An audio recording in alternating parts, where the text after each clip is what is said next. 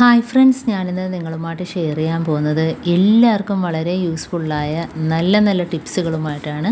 അപ്പോൾ video skip ചെയ്യാതെ കാണുക. അതുമാത്രമല്ല, എൻ്റെ ഈ ചാനൽ സബ്സ്ക്രൈബ് ചെയ്യാതെ കാണുന്ന കൂട്ടുകാരുണ്ടെങ്കിൽ പ്ലീസ് ഒന്ന് സബ്സ്ക്രൈബ് ചെയ്ത് സപ്പോർട്ട് ചെയ്യാനും കൂടി മറക്കരുത്.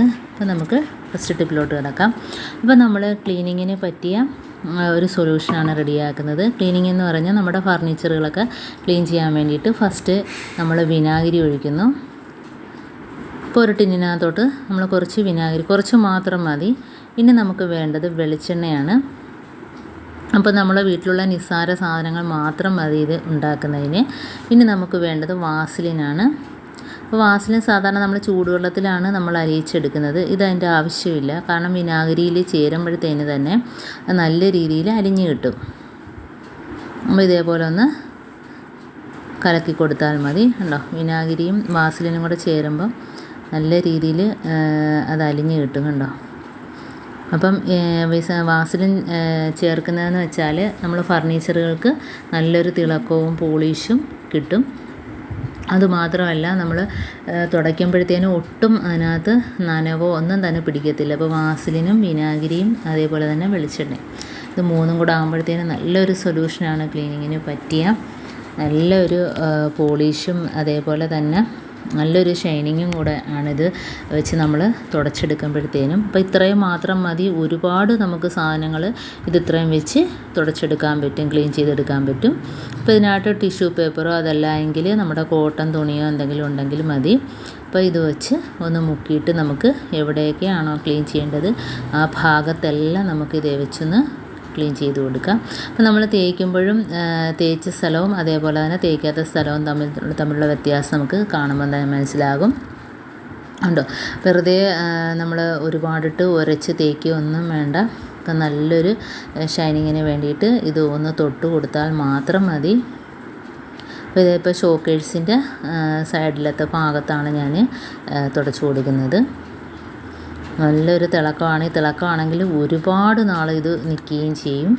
എപ്പോഴും ഇത് ഇങ്ങനെ ചെയ്യേണ്ട കാര്യമൊന്നുമില്ല. അപ്പോൾ അതേപോലെ തന്നെ നമ്മുടെ കുഷ്യൻ സെറ്റിൻ്റെ സൈഡ് ഭാഗം, കൈയൊക്കെ വെക്കുന്ന ഭാഗത്തൊക്കെ ഇതേപോലെ ഒന്ന് തുടച്ചു കൊടുക്കുക.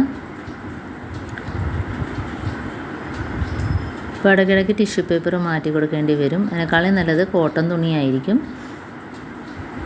പിന്നെ നമുക്ക് ഡോറ്, നമ്മുടെ ഹാളിലെ ഡോറൊക്കെ ഇതുപോലെ ആ ഇടയ്ക്ക് ചിലന്തി വലയൊക്കെ ഉണ്ടെങ്കിൽ തന്നെ ഇത് വെച്ച് തുടച്ചു കൊടുത്താൽ പിന്നെ കുറേ നാളത്തേക്ക് നമുക്ക് അങ്ങനത്തെ ഒരു ശല്യമൊന്നും ഉണ്ടാകത്തില്ല.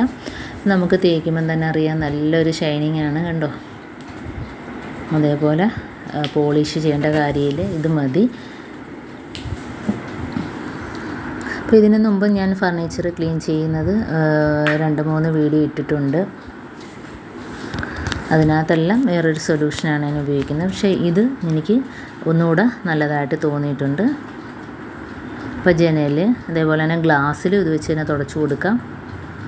അതേപോലെ തന്നെ നമ്മുടെ വീട്ടിലുള്ള പഴയ ചൂര കസേര, അതിനകത്തുള്ള ആ തടിയുള്ള ഭാഗത്തൊക്കെ ഇത് വെച്ചൊന്ന് തേച്ച് കൊടുക്കുമ്പം തന്നെ നല്ലൊരു പോളിഷായിട്ട് കണ്ട നല്ലൊരു തിളക്കമാണ്. എത്ര പഴകിയതാണേലും ഇതൊരു.